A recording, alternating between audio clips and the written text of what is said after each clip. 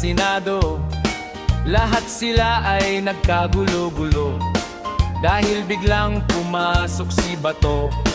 Hinabol ng mga tao, naghabulan pa akyat sa hagdan, hiningal na sa pagtakbo. Yan daw ang kanyang sakripisyo para lamang makaboto. Trillanes nagalit inis, di na serve warrant of arrest. NBA nakabang na rin, sadyang at ang pumipigil. Natakot mga empleyado, lahat biglang nagkagulo-gulo dahil sa pangyayaring ito. Nilok buong Senado, nagbotohan na sa Senado, napalitan na si Soto, nakaupo si Cayetano, 13 ang bumoto. Natuwa si Marcoleta, si Bongo't mga kasama sa dami ng nangyari dito. Bakit tahimik ang dalawang tulfo? Si Bad Boy ay nasigawan, nagalit kay Pangilinan. Si Sharon kaya ang dahilan, kaya sila'y nagkakainitan. Palakpakan nating lahat iyan, mga eksenang natunghayan. Ayan ang aking mga kwento, mga nangyari sa Senado.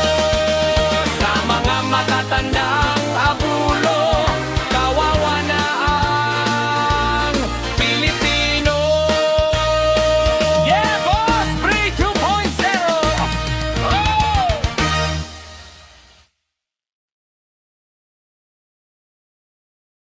Pilipino!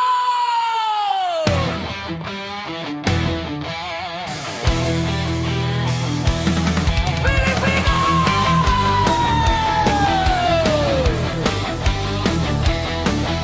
Plenaryo sa Senado, lahat sila ay nagkagulo-gulo dahil biglang pumasok si Bato. Hinabol ng mga tao, naghabulan pa akyat sa hagdan, hiningal na sa pagtakbo.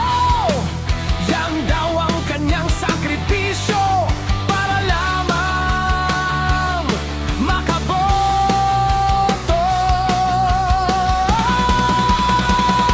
Trillanes nagalit inis, di na serve warrant of arrest, and di nakabang na rin sadyang at ang pumipigil. Natakot mga empleyado, lahat biglang nagkagulo-gulo dahil sa pangyayaring ito. Nilok buong Senado, nagbotohan na sa Senado, napalitan na si Soto, nakaupo si Cayetano, 13 ang bumoto. Natuwa si Marcoleta, si Bongo't mga kasama sa dami ng nangyari dito. Bakit tahimik ang dalawang tulfo?